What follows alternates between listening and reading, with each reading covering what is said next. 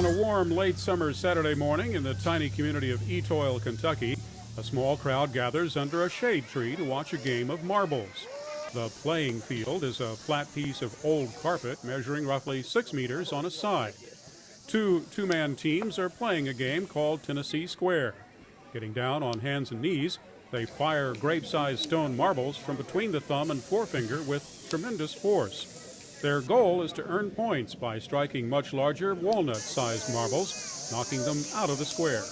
Marbles enthusiast Buck Hoochin says there used to be a lot of marbles courts in the area, but now only a few are left. The old-timers before me were playing in their backyards here, I know 60 years ago.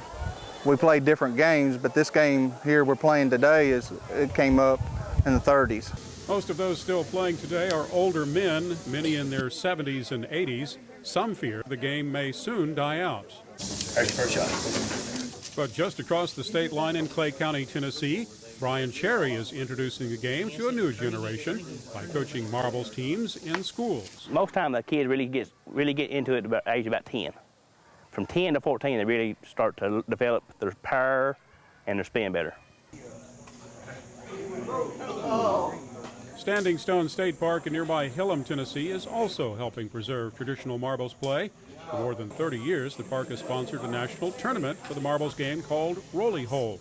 Ranger Sean Hughes calls it the king of marble games. If you consider marble games kind of like chess and checkers, all the other marble games would be like checkers, and Rolly Hole would be like chess. It's quite strategic.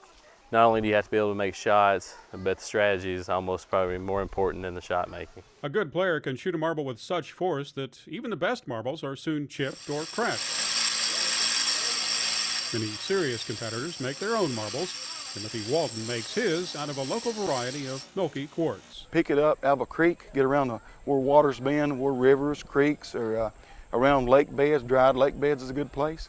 Sandbars in the river where the rivers drop down, wore stones into the river. Cut that piece of stone into an inch diameter or inch square, and then go into the process of rough cutting it with a diamond cut wheel, end of grinding it down to get the corners just fairly round. And that's just a repeat process. Both making and playing marbles are skills that take time and determination to develop. Ranger Sean Hughes says it would be a shame to see them lost. It's it used to be a sport played on every playground, school ground, at home, and it's got lost throughout the years. We don't want marbles to die. Reporting for VOA from the marbles courts at Standing Stone State Park in Hillam, Tennessee, I'm Mike Osborne.